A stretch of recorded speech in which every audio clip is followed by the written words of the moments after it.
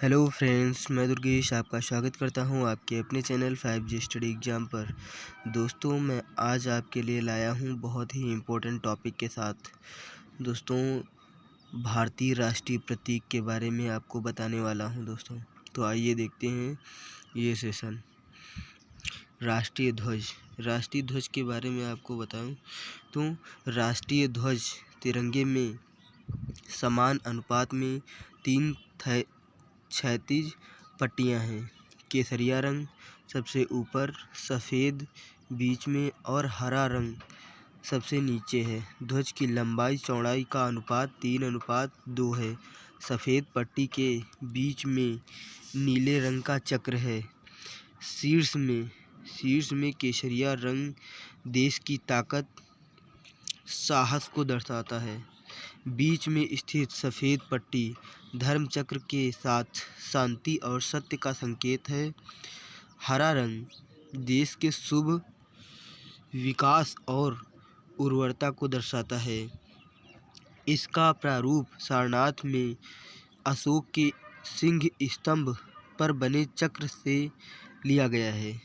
इसका व्यास सफ़ेद पट्टी की चौड़ाई के लगभग बराबर है और इसमें 24 तीलियां हैं।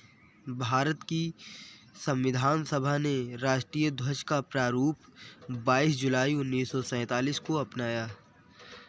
दोस्तों, ये हो गया आपका ध्वज। ठीक है दोस्तों, आइए देखते हैं अगला। राष्ट्रीय पशु की बात करें दोस्तों तो राजसी बाघ है। ठीक है, जिसे तेंदुआ टाइग्रिस धारीदार जानवर है।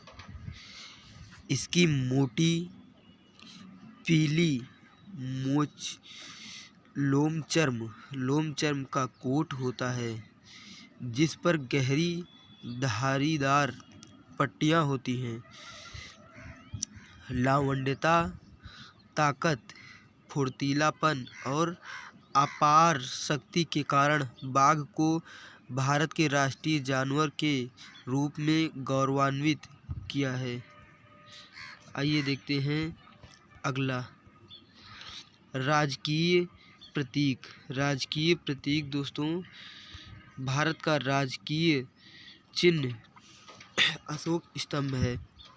भारत का राजकीय चिन्ह राज्य चिन्ह सारनाथ स्थित अशोक के सिंह स्तंभ की अनुकृति है, जो सारनाथ के संग्रहालय में सुरक्षित है। मूल स्तंभ में शीर्ष पर 4 सिंह हैं, जो एक दूसरे की ओर पीठ किए हुए हैं। इसके नीचे घंटे के आकार के पद्म के ऊपर एक चित्र वल्लरी में एक हाथी, चौकड़ी भरता हुआ एक घोड़ा, एक सांड तथा एक सिंह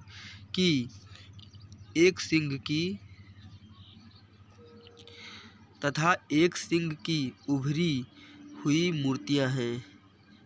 इसके बीचों बीच में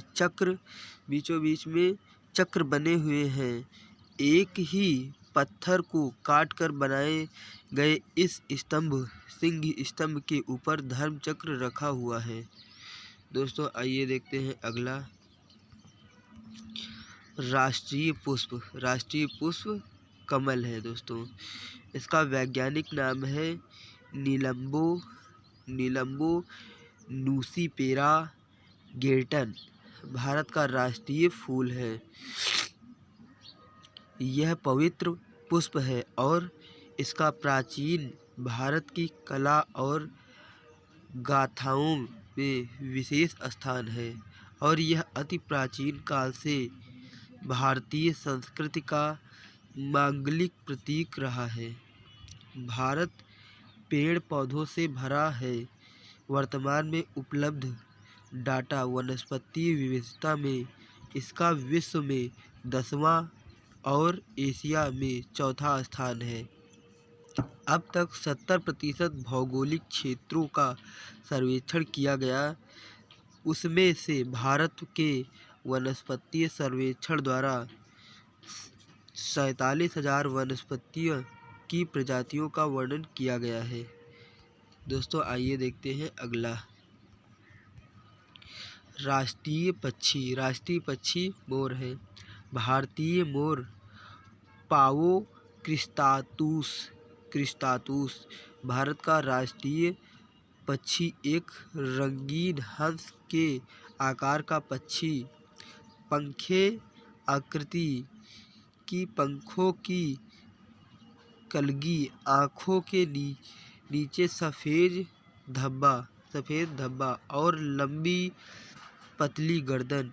इस प्रजाति का नर मादा से अधिक रंगीन होता है, जिसका चमकीला नीला सीना और गर्दन होती है और अति मनमोहक कांच से हरा 200 लंबे पंखों का गुच्छा होता है। मादा भूरे रंग की होती है, नर से थोड़ा छोटा और इसमें पंखों का गुच्छा नहीं होता है। नर का दरबारी नाच पंखों को घुमाना और पंखों को संवारना सुंदर दृश्य होता है। आगे देखते हैं। आगे है राष्ट्रीय गीत वंदे मातरम। भारतीय राष्ट्रीय गीत है वंदे मातरम। गीत बंकिम चंद्र चटर्जी द्वारा संस्कृत में रचा गया है। यह स्वतंत्रता की लड़ाई में लोगों के लिए प्रेरणा का स्रोत था।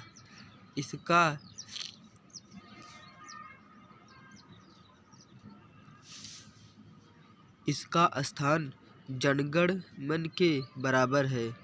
24 जनवरी 1950 को राष्ट्रपति डॉक्टर राजेंद्र प्रसाद ने संविधान सभा में एक बयान दिया। वंदे मातरम, जो भारतीय स्वतंत्रता संघर्ष में एक ऐतिहासिक भूमिका निभाई है, जनगण मन के साथ समान रूप से सम्मानित किया जाएगा और इसके साथ बराबर का दर्जा होगा। इसे पहली बार 1896 में भारतीय राष्ट्रीय कांग्रेस के सत्र में गाया गया था।